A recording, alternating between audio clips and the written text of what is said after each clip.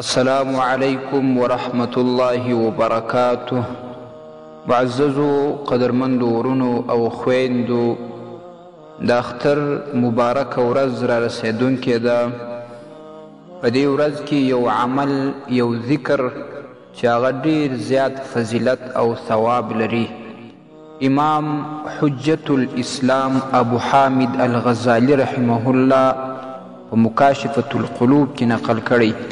هغه وایي حدیث کې راځي: من قال سبحان الله وبحمده یوم العید 300 مره، کم څوک چې د اختر په ورځ باندې 300 واره سبحان الله وبحمده ووایي، واهداها لاموات المسلمین، او د دې ثواب هدیه کې، تحفه کې، ډالۍ کې ومړو د مسلمانانو ته، دخل فی کل قبر 1000 نور، الله رب العزال با و هر قبر ته 1000 نور داخل کی.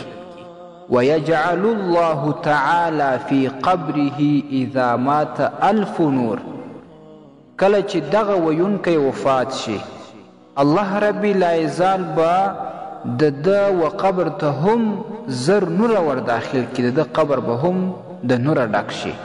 دا څومره اسانه عمل دی او څومره عظیم فضیلت دی.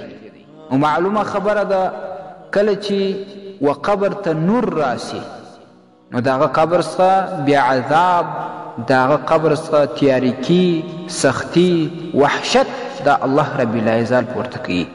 مسلمانانو راځي په خپل ژوند کې د داسې موقعو څخه، د داسې وختونو څخه ګټه پورته کو چې په خپل ژوند کې داسې اعمال وکړو چې د قبر تیاریکی، د قبر عذاب ور باندې ختم شي. الله زموږ او ستاسې قبرونه د نوره ډک کړي، او چې د دې ثواب و خپلو مړو ته ور وبخښو، الله به د هغې ارواح هم ور باندې خوشحاله کړي، د هغې قبرونه به هم منور شي. نو دا یو اسانه عمل دی، د اختر په ورځ باندې کیږي. مسلمان باید دا عمل وکړي. او همدا شان دا حدیث علامه عبدالحمید ابن محمد المکی رحمه الله په کنز النجاح والسرور کې هم نقل کړی. او دا شان امام عبدالرحمن الصفوری رحمه الله په نزهة المجالس کې هم نقل کړی. الله تعالی دې مونږ او تاسو ته د عمل توفیق راکړي، او دا توفیق دې راته نصیب کړي چې تر بله مسلمانه هم دا د فایدې خبره ورسوو. السلام علیکم ورحمت الله وبرکاته. ستاسې د اسلامي پوښتنو جوابونکی مفتی حکیم الله صابر الحنفي صاحب.